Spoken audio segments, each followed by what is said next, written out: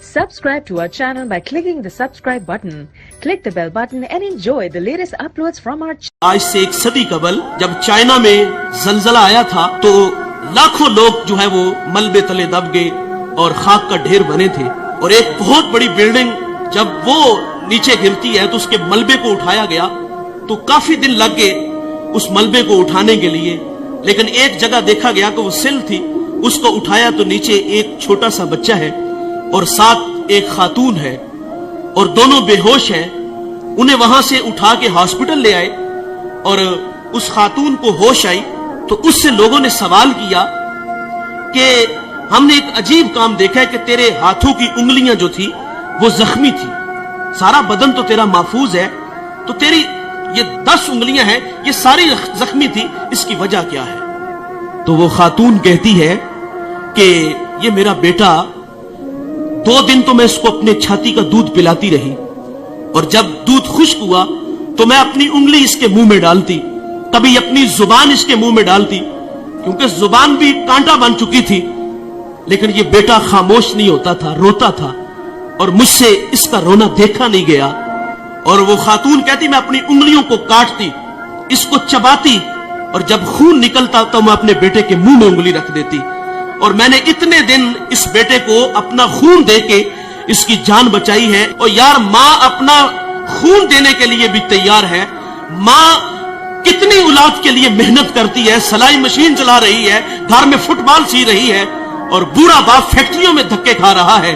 हम अक्सर रात लेट घर जाते हैं, किसी शहर से गुजर होता है तो फैक्ट्रियों से हम देखते हैं कि जवान भी निकल रहे हैं और रात 2 बजे बूढ़े भी निकल रहे हैं। जवानों को देख के ताज्जुब नहीं होता, बात समझ में आती है कि इनके ख्वाब है, कुछ सपने हैं, ये बड़ा घर चाहते हैं, ये बड़ी गाड़ी चाहते हैं, उसके लिए ये 18-18 घंटे मेहनत कर रहे हैं। ताज्जुब उन बूढ़ों को देख के होता है कि जिनके कदमों में अब चलने की सकत भी नहीं। ये वक्त तो खिदमत करवाने का था, लेकिन ये फैक्ट्रियों में धक्के खा रहे। वालिदैन की अजमत को सलाम करता हूँ, ये 18-18 घंटे काम इसलिए करते हैं कि पहले हमारे बच्चे स्कूल में पढ़ते थे, अब कॉलेज में है, यूनिवर्सिटियों में पढ़ते हैं, अब खर्चे बढ़ गए हैं, उनकी तालीम को मुकम्मल करने के लिए वो 18-18 घंटे काम करते हैं।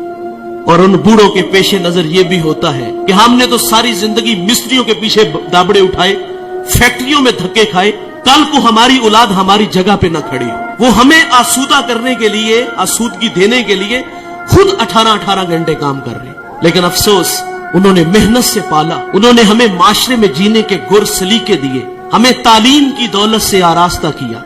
माँ घर में फुटबॉल सी के बच्चों के लिए पैसे जमा कर रही है, कई बार हाथ जख्मी हुआ, सारी सारी रात वो सिलाई मशीन चला के अपनी औलाद की तालीम के लिए मेहनत की।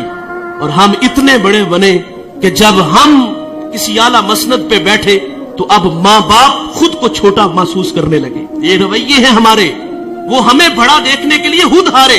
मुझे सरे राह एक बूढ़ा मिला, वो चने भून रहा था तो मैं उसके पास रुक गया और उसका हाथ भी काम नहीं कर रहा था। मैंने कहा बाबा जी इस उम्र में भी काम करते हो? तो वो बूढ़ा मुझे कहता है कि मौलवी साहब मेरा पुत्र 14वीं क्लास में पढ़ता है। लेकिन सद अफसोस हम बड़े बने तो माँ बाप खुद को छोटा महसूस करने लग गए। अब बाप का तारुफ कराते हुए बेटे को शर्म आ रही है।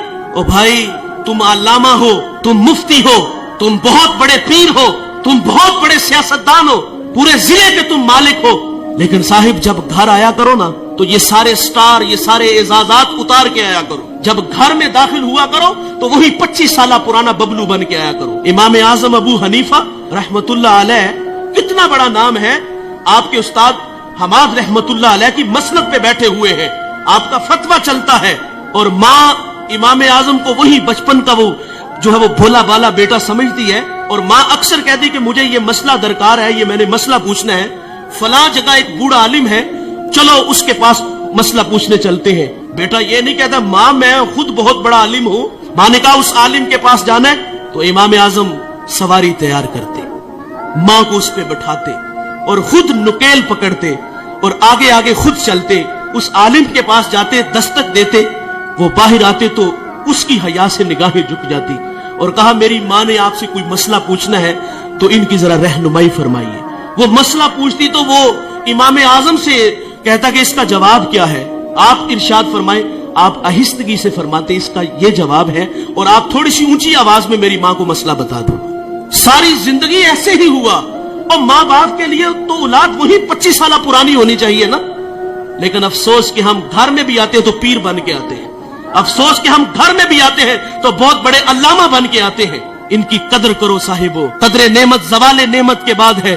अगर ये रूठ करके चले गए तो हमसे अर्श का रहमान नाराज हो जाएगा। इस वीडियो को शेयर जरूर करें, हो सकता है आपके एक शेयर से ये बात किसी के दिल में उतर जाए।